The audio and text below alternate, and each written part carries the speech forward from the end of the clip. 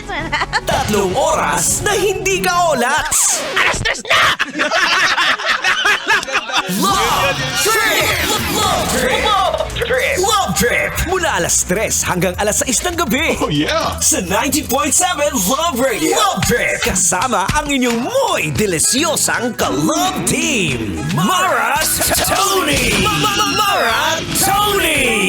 Ikaw, anong trip mo? Ang sipag mo naman masyado. Parang wala nang bukas, kaka-Monday lang, ganadong-ganado ah. Malaki sahod niyan. Uy, pwede namang ganahan as long as yung mga pagiging ganado mo, iaayon mo sa sahod mo. Baka naman mamaya, work ka ng work dyan.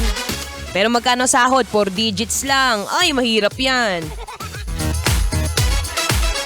Anyway, it's a happy Monday, Kabisyo! I'm back!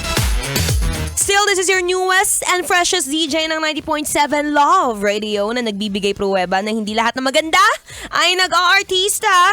Yung iba sa radyo mo na rin makikita. Oh, ganon! Lalo na ngayon sa programang Love Trip. Sa mga hindi pa po nakikinig, ay laksan mo na yung volume ng radyo mo. Ikwento mo na sa kapitbahay mo. Okay, dito na sa DJ Mara Tony, yung bagong DJ ng Love Radio. At ngayong araw nga, ay naka, masaya itong pag-uusapan natin.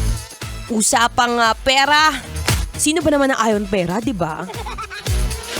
Tuloy-tuloy tayo sa pakikinig ng programang Love Trip. At for sure, mag-e-enjoy ka.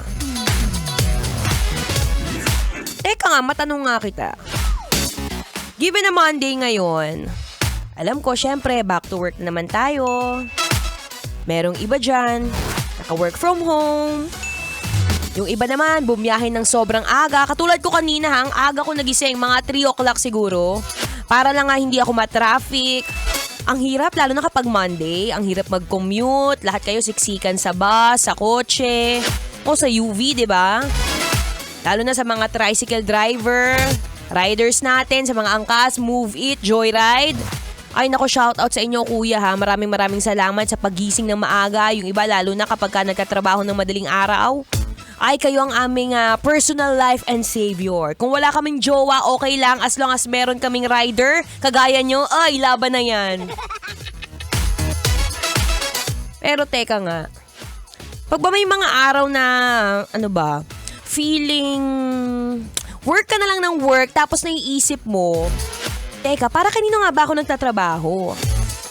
Meron kasi ibang tao na sinasabi, malaki naman yung kinikita ko. Pero minsan, parang wala naman ako naiuuwi sa sarili ko. Diba? Minsan, merong sa sobrang mapagmahal mong anak, lahat ng sweldo mo binibigay mo sa magulang mo. Teka nga, obligado ba tayong mga anak na magbigay ng pera sa ating mga magulang?